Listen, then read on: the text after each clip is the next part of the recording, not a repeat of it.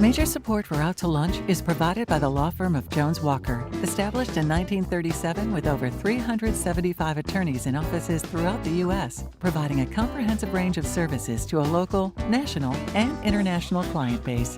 JonesWalker.com. And by Hancock Whitney. Hancock Whitney is here for families, here for businesses, here for communities during this challenging time. Visit HancockWhitney.com/COVID-19 for the latest.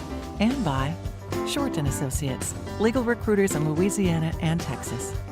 From across Louisiana, we're out to lunch with Peter Raschuti, Stephanie Riegel, and Christian Mader. Peter Raschuti is Tulane University's Freeman School of Business Professor of Finance. Stephanie Riegel is editor of the Baton Rouge Business Report. Christian Mader is publisher and editor of The Current. It's business Louisiana style. Hi, and welcome to Out to Lunch Louisiana. I'm Peter Raschuti in New Orleans. I'm Christian Mader in Lafayette. I'm Stephanie Riegel in Baton Rouge. As Louisiana reopens and we continue to navigate the fallout from the COVID-19 pandemic, Christian, Peter, and I are taking a weekly statewide look at what's happening in the world of business and finance. And it's not all doom and gloom out there. There are some businesses who are thriving in this current downturn. Today, we're going to find out about two of them. Jennifer John's local company, Pang Wangle, is doing gangbusters. Pang Wangle makes an eco-friendly line of women's clothing that comes with a special superpower. It's bug resistant. For some reason, which we're going to find out, the quarantine has given Pang Wangle a national profile. And while everyone else has been holed up working from home or not working at all, Meg Arsenault has found herself run off her feet at her bike shop. Bicycles have become a hot item during the pandemic, and we're going to find out why. Before we get to that, Christian, let's kick off our weekly roundup of what's going on in Louisiana business in Acadiana. We've seen protests in all the major cities around the country. Some of them have led to changes in the way people do business. Anything over there to point to? We've seen a good bit of what, we've seen in other places, meaning, people have started to sort of circulate lists of Black-owned businesses and try to find ways to be supportive. Certainly, we've had several rallies here that I think were pretty big considering the size of the market. And then we've also seen some businesses, straight up trying to lend a hand. I mean, there's a coffee shop downtown that's been raising money for the NAACP Legal Defense Fund. So we've seen some step up, right? Seeing people starting to become part of a larger movement, the sorts of things that we've seen elsewhere in the country. So Stephanie, the other thing that seems to be happening, of course, is, we have had, major protests around the country. We've got coronavirus and we still have a legislative session. This one is special, but I understand that, the battle here is not so much between the governor and the legislature in this particular issue. You actually have a case where it seems like the governor is kind of letting the Republican-led legislation get a win. You mean run amok over him? Not really, but he is straddling, a very fine line and trying to balance a whole lot of interests with, as you point out, a Republican-led legislature that has a tremendous amount of power. There was an interesting story over the weekend that the Advocate wrote about the Senate president and the House of Representatives Speaker, really teaming up in sort of an unprecedented show of force. They have pretty much a veto-proof majority. So even though the governor traditionally in Louisiana constitutionally has a lot of power, they are certainly exercising theirs. And where you really saw it this week was with a bill that passed that the governor is going to let move forward that's going to give the legislature control over the way that federal CARES Act relief money comes to the state, and specifically carves out a large chunk of it to the tune of $300 million for small businesses that were affected by the COVID-19 shutdown. And you may remember when the CARES Act passed in late March, Congress allocated a big chunk of it for state and local governments because of all the expenses they've had to incur. And Governor John Bel Edwards and Jay Darden worked out a plan to split that money, 55 going to the state, 45% going to local governments around the parish. And the legislature came back with its own plan and said, no, we get to control the appropriation there. And local governments, they really waste a lot of money, and a lot of them have a lot of pension debt because they've been so poor at managing their finances over the years. And the small businesses need this money more than the local governments do. So now there is an argument to be made that local governments aren't going to need as much money as maybe was allocated. And we certainly know that small businesses do. But it was an interesting show of force, one of many that have been playing out at the Capitol in Baton Rouge. So it's really been interesting to watch, as you point out, Kristen, along with everything else going on in the state. But, those small businesses, you feel for them too. And the legislature wasn't just being power hungry. I mean, it was genuinely wanting to help some constituents. And Peter, I know in New Orleans, for some of these small businesses, it's already too late, isn't it? It is, Stephanie. And one of the interesting things is we're focusing on the short-term impacts on business and how long they can hang in there until things get better. But there's some legacies from coronavirus that are don't get the press, but they're very, very interesting and very, very important. For instance, this idea that more and more of us are going to work from home.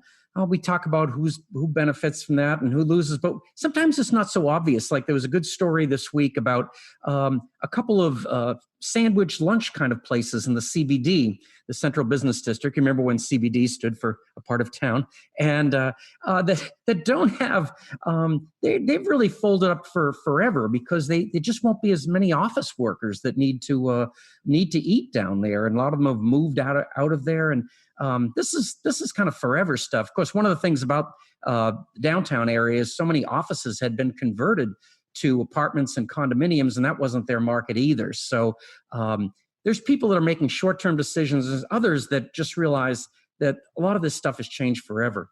Peter, it is really interesting. And I was talking to a business owner in Baton Rouge yesterday, because we see the same thing in downtown Baton Rouge, as well. And a lot of the office markets is going to affect all those ancillary businesses that serve, those hubs. I was talking to a guy who's been downtown 25 years. He said, you know what? We don't need this much office space. We're going to move when my lease is up. I said, oh, that's a great story. Can I write about it? And he said, no, my landlord doesn't know yet. But this is going on, and it's going to be a trickle down effect for a long time. Yeah, we think this is just really the beginning, and maybe some of these changes were going to take place. Interestingly, Stephanie, that I think before all this, what you and I probably were talking about is the move back into the city, and I think what's happened is that's probably still moving forward, but it's going to be a different kind of city. More people live in downtown, less people work in downtown. Interesting times. You're listening to Out to Lunch Louisiana with Peter Raschuti in New Orleans, Christian Mader in Lafayette, and I'm Stephanie Riegel in Baton Rouge. Before Hurricane Katrina blew me and my family to Baton Rouge, I was a journalist and news reporter at WWL TV in New Orleans. One of my colleagues there was fellow journalist Jennifer Johns. And Jennifer joins us now. Jen, it's great to see you again. Welcome to Out to Lunch Louisiana. Great to see you. I love the show. Thank you. Well, I'm still a journalist, but you are smart. You got out when you could. You are now the founder and CEO of a company, and one with an intriguing name, no less, Wangle. So the story goes that while you were out in the field reporting, you were so sick of getting bitten up by mosquitoes and other bugs that you created a line of bug-resistant clothing for women. Scarves, wraps, pants, hats, and bags that are not only stylish and lightweight for life outdoors in the South, but they're also impregnated with a safe and long-lasting bug repellent. Things apparently have been going pretty well since you launched the company at the end of 2017, and then along came the pandemic, COVID-19. But instead of decimating your business like so many others, it somehow got you coverage in the Los Angeles Times, the Washington Post, New York Lifestyle Magazine, and on a coveted BuzzFeed site. Is all this pandemic publicity a result of your superior media skills honed during your years at Channel 4, or something else? No, I will say no. So we had one product that we launched with that we primarily sold on Amazon. And so over the last couple of years, I've been developing new products with really fabulous fabrics. It takes a long time, takes a lot of money. So our new products, the wraps and scarves, came out in February. So we're sitting on all this inventory. And so we decided to go to a trade show. Lucky for me, the Travel Goods Association happened to be in New Orleans on March 4th and 5th. So we got ourselves a little pod at the trade show. And that's where the Los Angeles Times reporter was and the Washington Post reporter. So that was and they were really excited about what we were doing, and they could touch and feel the products. I'm always a little bit surprised that people haven't really heard of Insect Shield before, because it has been around for about 10, 15 years, but it's primarily in sort of safari clothes or backwoods camping clothes or, military clothes. So a lot of people hadn't heard of it. So they felt like they were making this big discovery. So that was great. But then we picked up about 10 retail shops that were going to carry our clothes, and then they all shut down. So they said, oh, you know what? Never mind. Don't fulfill that order. So we're like, yikes, we have all this inventory. But because of those 2 articles right away, we got a lot of sales on our website. And so I hired a publicity firm out of Arizona. Actually, I interviewed several firms. And then they got us into BuzzFeed and Texas Lifestyles Magazine and Southern Boating. And so we've been getting a lot of press. And the BuzzFeed article, actually, we were number 3 on the 35 most awesome Mother's Day gifts that are 100% quarantine friendly.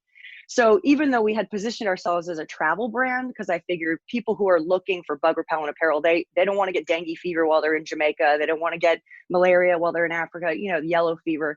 I figured they'd be the savviest and they'd be looking for this product. But then when nobody was traveling, again, I'm like, uh-oh. So once they put it the 100% quarantine friendly, and it's a perfect gift idea because it's one size fits all of a sudden it's, just like, oh, great, get your mom who's sitting on her porch getting eaten by mosquitoes, go ahead and get her a wrap. And so we sold out of 2 colors. And then Texas Lifestyles Magazine came out with an article that said, here's the perfect gift to give a loved one to help them self-care this summer. So it's a self-care gift. It's a, quarantine friendly gift. So we were very, really, really, I don't know if it's luck, serendipity. It was weird, but it was great. Jennifer, like our old colleague, the late Larry Sherling used to say, chance favors a prepared mind. But, Yes. but I'm just so curious how you made this leap from journalism, which prepares you to do nothing but annoy all of humanity, to being such a savvy business person. Where did you learn how to start a business and grow a successful business? Well, I left Channel 4. I actually went on maternity leave and then just never went back. So, but I wasn't very good at, sitting still. So I started, teaching at Loyola and Tulane media classes, and I started a video production company for about 15 years. And we did a lot of like sort of technical videos for companies explaining things. We did some brand films, a couple of commercials, and I made 2 documentary films while I was doing that. Really making a documentary, by the time you raise the money and you hire the crew and you write the script and you do everything like that, it's essentially like starting a small business. The only big difference is that I made 0 money. They were great. It was fun. Doesn't make you any money. And so I think I've just been doing the production company for a long time and was just really looking to do something new. And I'm just really into being outdoors. And so I was looking for a problem that I could solve. And I think, getting eaten alive by bugs is a problem that we all live with. And so I went with that. Jennifer, this is Peter. I've got to admit there are a lot of mosquitoes that are very angry at you, but keep it up. It's gonna work out. You did something that a lot of people think about doing, but they don't. You said, I've kind of accomplished all I want from broadcast journalism, and I want to move on to something else. So you've always had a lot of energy. Have you always had a lot of other business ideas? Like when you're interviewing me about the economy, were you secretly thinking about bug-free Optimist pants? Yes, I have. Actually, after Katrina, I had started the video production company, and then Katrina hit. And of course, as you know, everything went crazy. And so at that time, I came up with a business model. I was going to sell eco-friendly baby gifts online. So, and it was interesting because I did this whole business model. I got bids for a website, and it was, at the time, it was going to be between $20,000 and $30,000 for me to just set up the website with all the back end, encrypted software that you need to make it safe for people to put in their credit card information. So there was a big barrier to entry for that kind of business even then. But at the same time, after Katrina, I got this huge contract with the Convention and Visitors Bureau to do a bunch of videos. So my production company really took off, and I kind of tabled that idea. And now when I was thinking about what I was going to do, I'm like, baby gifts, I'm over that. So I decided to do something else. So the thing that's really burning in my mind is if this stuff is like this magical mosquito repellent. This is Southern Louisiana, a place where you cannot go, 2 feet without getting, absolutely devoured by mosquitoes. Why don't we make everything out of insect shield? I mean, what is it about this material that like we can't just plug it into, my jeans, to this check shirt that I'm wearing? I mean, why isn't it everywhere? I mean, it might be. That's why I'm trying to race to get, the head start that I already have. But it's I think a lot of people haven't heard of it. They don't know that it exists. You could send your jeans right now. You could treat them yourself at home. Like people who, when they send their kids to summer camp and they're worried about Lyme disease, they'll buy the little packs of the permethrin, that's the active ingredient, and they'll treat their kids' clothes, but it ends up washing out. So Insect Shield, they started for they were developed for the US military, because every year they would have like 8 to 10 cases of Lyme disease for their recruits at West Point.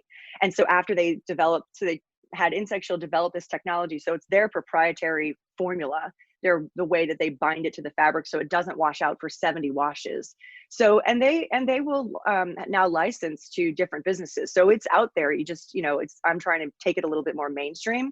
And again, I want to grow as fast as I can to stay at the head of the pack, because, we've been bootstrapping so far and we're seeing a lot of growth quickly. So we want to keep that momentum.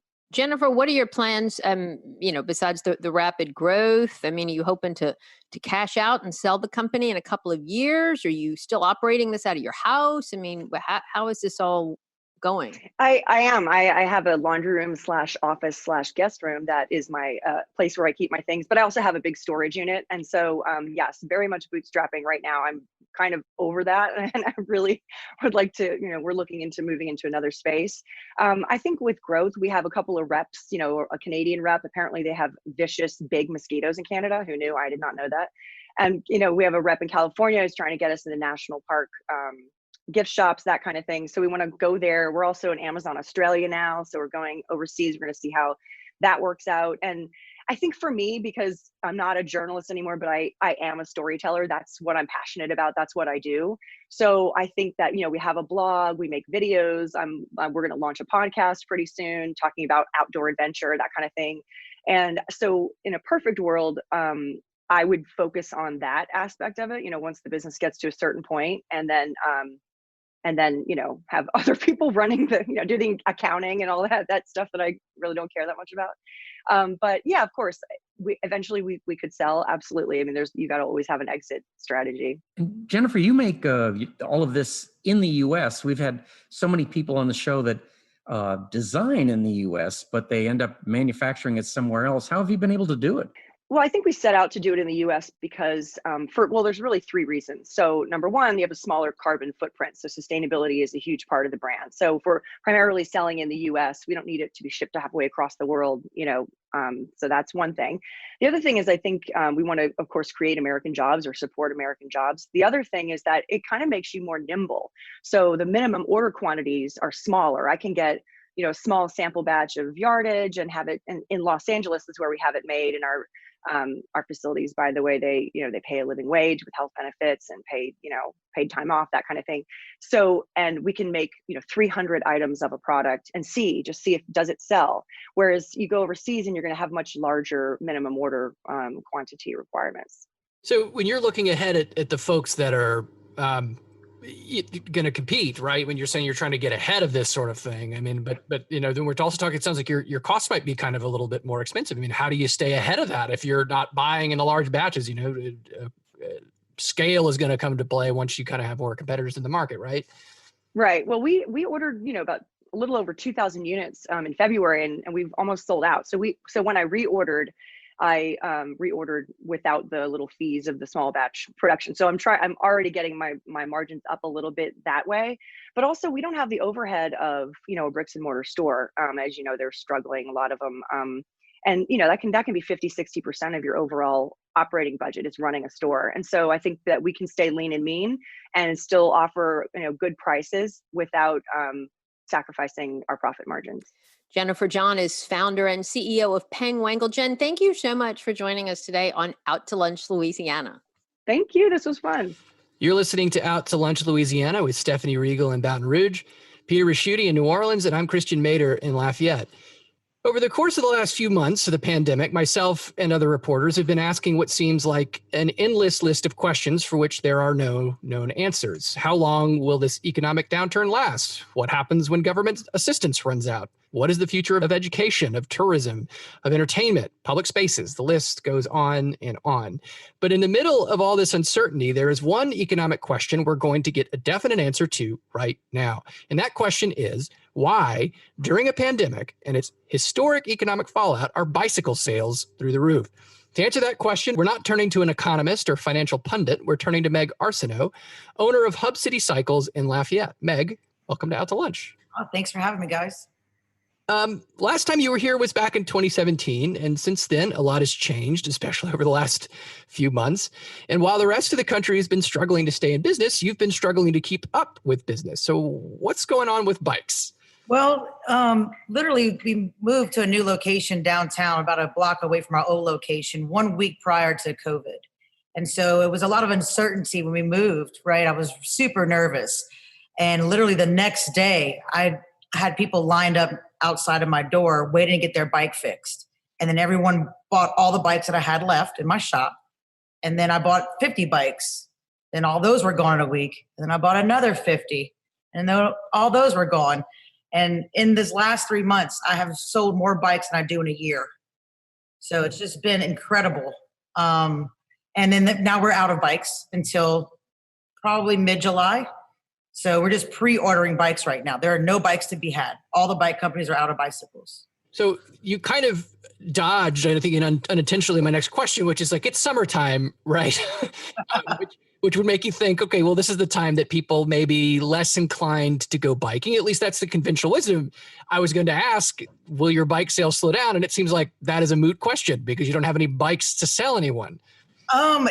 It's really wild because we're still selling bikes every day. And actually, Christian, our busiest time of the year is summertime. Kids are out of school. Parents want to get bikes and the kids need new bikes. So they're outgrowing the last one. So summertime is definitely busy. Fall, spring, summer, fall, and then it slows down in January, February, of course. But we've been really blessed. And a lot of our sales are attributed to repairs. We are right now, we just went from 18 days to about 2 weeks now. We've kind of caught up with bicycle repair, if that's even catching up. And we really had a formula from the get-go. We realized that if we started doing small repairs every day from 11 to 12:30, that we could actually get more people through the door, right? And sort of keep up with it. And that has really helped us. A lot of people have been very stressed. A lot of bicycle shops and we just really embraced it. I hired 2 new people. And we just started rolling out. We just got ahead of the curve, I guess, and just didn't let it stress us out. Just like looked at it as, wow, look at us. This is the busiest we've ever been. Meaning and like gaining so many new customers as well. So we just hope that this continues after the COVID, but I don't think COVID's going anywhere. So I say bicycles are here to stay. And it's certainly been the same in Baton Rouge. I know the bike shops here have been slammed in the same sort of way. What's the story on the lack of supply? I mean, how long until the manufacturers are able to catch up and get you the inventory that you need? Well, I mean, I don't know if a lot of people know this, but bicycles are kind of like automobiles. Everything's been made in China since the late 70s. Everything kind of moved from America to overseas. So they actually have made bikes. We've had several crates of bikes. I hold about 1,000 bikes at a time come in, but they're only allocating so many bikes per shop. And so, fortunately, we've been able to, keep selling bikes, but it's like all the new bikes for 2021 will be out in August, and then we won't have a shortage again. They'll just keep producing. So we're very fortunate with that, but it's a month of lull for sure that I've been dreading. I knew this time would come. And it's really hard to convince some Cajuns why they don't have bikes. And then why, we've never been in this place before. So it's all new to us, as well as trying to explain to our customer, hey, I'm sorry, you're going to have to pre-order a bike. No, I'm sorry, I don't have anything for you to sit on. But if you don't pre-order this bike, you won't have a bike till next year. How do you tell someone that? How do you sell that to somebody? So we've been we asked people to come in. We've actually got to spend more time with people and explain to them the process that we have to go through and how wild it is, and just grateful for everyone's patience throughout this whole ordeal. Meg, this is Peter in New Orleans. I wanted to ask you about your shop. Is one of the reasons it's so popular is you have a huge. They run the gamut in terms of pricing and such. When I go to bike shops, they tend to be for lack of another term, bike geeks. Really high end people that just all they want to talk about. How did you make that decision? Do you think eventually those people kind of move up the chain? Yes, great question.